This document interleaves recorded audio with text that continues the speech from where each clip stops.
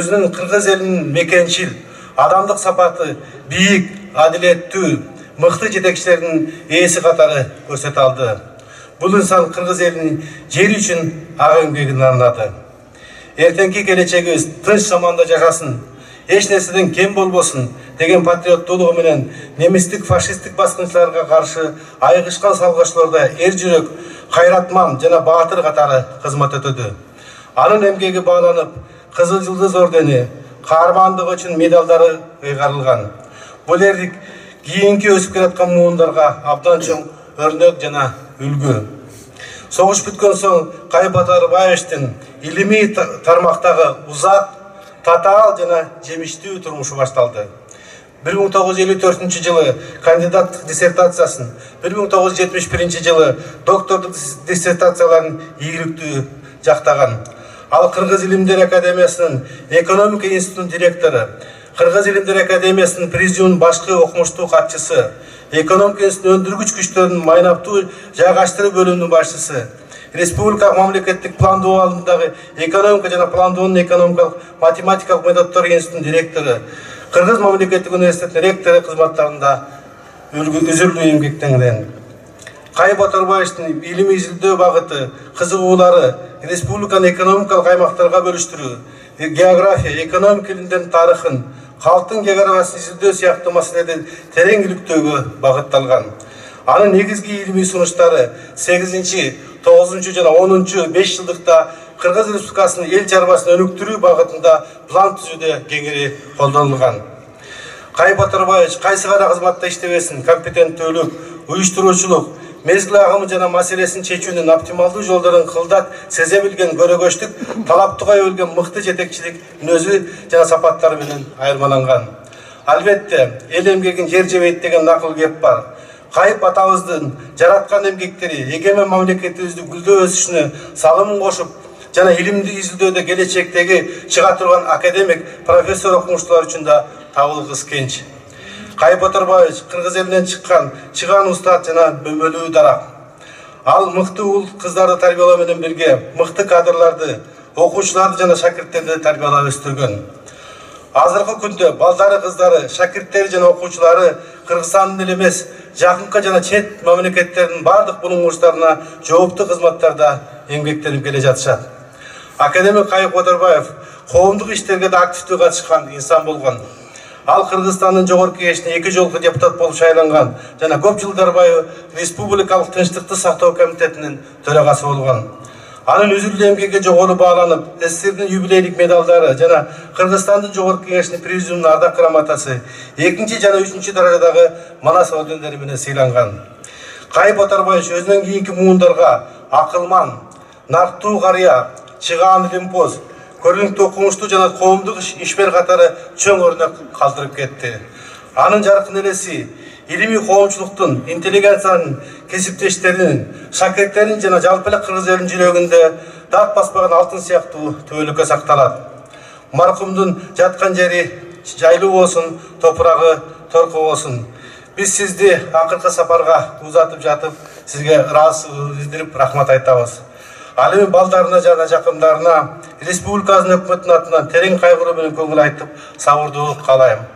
Урматтуу мекендештер, көрүнүктүү окумуштуу Кыргызстандын илимине эмгек сиңирген ишмер, Улуттук Илимдер Академиясынын академиги, география илимдеринин доктору профессор Кайып Атарбаевди акыркы сапарга узатуу ырасымын ачык деп жарыяланат. Кайып Атарбаевди акыркы сапарга узатып жатабыз. Эгемендүү Кыргызстандын элинин кабыргасы кайышып, ичи ачышып турган кез. Анткени Кыргыз элинин дагы бир жаркыраган жылдызы арабыздан кетип жатат. Кыргыз Республикасынын президенти Алмазбек Шаршенович Атамбаевдин атынан Кайып Атарбаевичтин үй бүлөсүнө жакын туугандарына терең кайгыруу менен көңүл айтууга уруксат этиңиздер. Кайып Атарбаевич татаал, бирок татыктуу өмүр сүрдү. 5 жашында атасынан ажырап, жетим өскөн бала 7 класста аяктап, Фрунзедеги коммуналдык курулуш техникумуна тапшырат. Ошентип, эмгек жолун техник куруучу болуп баштаган. Кайып Атарбаев улуу ата мекендик согуштун бардык кыйынчылыктарын баштан кечирген. Согушта катардагы жоокер, орудиянын командири, взводдун командири катары кызмат өтөйт. Немецтик фашисттик баскынчыларга каршы согуштарда көрсөткөн эрдиги жана каармандыгы үчүн Кайып Атарбаев Кызыл Жылдыз ордени, 2 даражадагы ата мекендик согуш ордени, каармандык үчүн 1941-45 жылдары улуу ата мекендик согушта фашисттик Германияны жеңгендиги үчүн медальдар менен сыйланган. Согуштан кийин Кайып Атарбаев Кыргыз мамлекеттик педагогикалык институтуна өтүп, артыкчылык диплом менен аяктаган. 50-жылы СССР Илимдер Академиясынын география институтунун аспирантурасына кабыл алынган. Кайып Атарбаевич өмүрүн илим, билим берүү жана спорт ар дайым коштоп жүргөн. Кайып Атарбаевич спорттун көп түрлөрү боюнча жогорку ийгиликтерге жетишип, спорттун чебери деген жогорку наамга татыган. Москванын атактуу Спартак командасында ойноого татыктуу болгон алгачкы кыргыз жигит эле. Күнү бүгүнкү чейин бул бийиктикти кыргыз футболчулары али багындыра элек. Кайып Атарбаев диссертациясын ийгиликтүү жактап, көп жылдар бою Илимдер Академиясынын экономика институтунда эмгектенген. 1971 жылы Кайып Атарбаев география илимдеринин доктору деген илимий даражага ыйгарылган. 1979 жылы Кыргыз ССР Илимдер Академиясынын академиги болуп шайланат. Академиктин экономикалык жана социалдык географиянын маселелерин изилдөө боюнча зор салымы көптөгөн сыйлыктарга татыган. Кайып Атарбаев СССР географиялык коомунун жана Кыргызстан географиялык коомунун ардактуу мүчөсү. Окумуштуу 400дөн ашуун илимий изилдөө эмгектерди жарыялап, эмгектери англис, француз, немис жана испан тилдерине которулган. Кайып Атарбаев эл чарбасына адистерди жана илимий педагогикалык кадрларды даярдоого дагы салым кошкон. Көп жылдар бою Кыргыз мамлекеттик университетин жетектеген. Академик көп жылдардын аралыгында илимдин 5 докторун жана 18 кандидатын тарбиялап чыгарган. Академик Кайып Атарбаев илимий педагогикалык ишмердигин коомдук ишмердик менен ийгиликтүү айкалыштырган. Көрүнүктүү окумуштуу 2 ирет Кыргыз СССР Жогорку Советине депутат болуп шайланган. Көп жылдар бою тынчтыкты коргоонун республикалык комитетин, билим коомунун Фрунзе шаардык уюмун жетектеген. Кайып Атарбаев экономикалык жана социалдык география илимин өнүктүрүүгө кошкон салымы советтик доордо да эгемендүү Кыргызстандын өкмөтү тарабынан дагы татыктуу бааланган. Көрүнүктүү окумуштуу эмгек Кызыл Туу ордени 2 жана 3 даражадагы Манас ордендери менен сыйланган. Кайып Атарбаев Кыргыз элинин татыктуу уулу, бүт өмүрүн илимге, билим берүүгө жана спортко арнаган. Уулдарына татыктуу тарбия берген.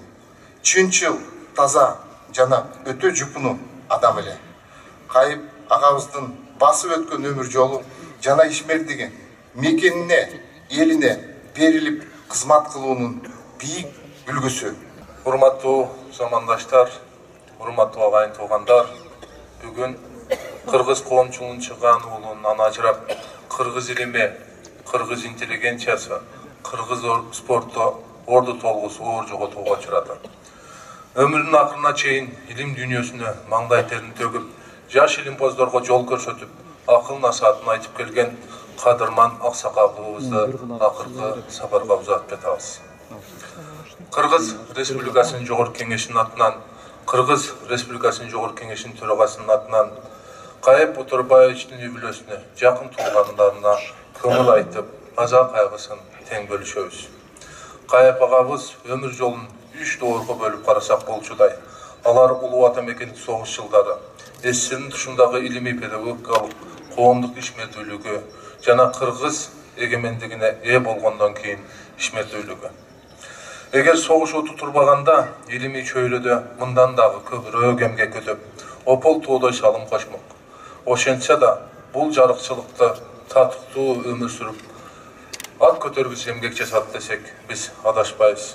Анын мектебинен тарбияланган илимпоздор улуттук чарбаны өнүктүрүү жаатында иш алып барышууда. Демек, Кайып Оторбаевич тамыры терең жайылган илимпоз, илимдеги мөмөлүү дарак десек, адашпайбыз. Кайып Оторбаевич илимий ишмердигин коомдук иштер менен айкалыштыра билген инсан болгон. Ал 2 жолу Кыргыз ССРнын Жогорку Кеңешинин Советинин депутаты болуп шайланган.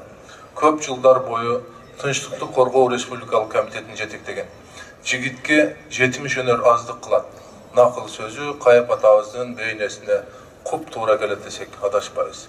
Илимий коомдук иштер менен катар кыргыз футболунун башында тургандардын бири. Жаш кезинен Бишкектин Алга, Москванын Спартак, Санкт-Петербургдун Зенит командаларында ойноп, кыргыз футболунун түптөлүшүнө салым кошкон.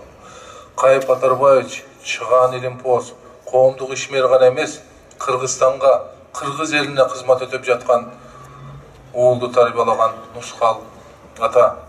Анын уулу Жомарт Оторбаевич, Кайыбович Оторбаев учурда өкмөттү жетектөөдө. Кайып Оторбаев 92 жаштык курагына карабастан чарчадым, чалыктым дебестен Улуттук Илимдер Академиясынын экономикалык иликтөө борборунун жаратылыш ресурстарын пайдалануу жана божомолдоо бөлүмүн жетектеп келди. Анын эмгегин мамлекет тарабынан жогорку бааланып, бир катар мамлекеттик сыйлыктарга татыды. Урматтуу замандаштар, Кайып Оторбаевичтин артында калтырган эмгеги жүрөгүбүздө түбөлүккө сакталат. Ал жөн гана жашап өткөн жок, мамлекетибиздин, элибизде ак тилден берилип, кызмат кылуунун бийик үлгүсүн көрсөттү. Анын өмүр жолу келечек муундарга өрнөк болуп дайыма кала берет. Кадырман атабыздын жаткан жери жайлуу болсун, топурагы торко болсун, жаны бейиштен жай алсын. Кадырлуу калайык калк, ардактуу агайын туугандар, Кайып Оторбаевичтин өмүр жолу ишмердиги жөнүндө кен алдымда азыр эле сүйлөп кеткен расмий адамдар кенен деталдары менен айтып кетишти.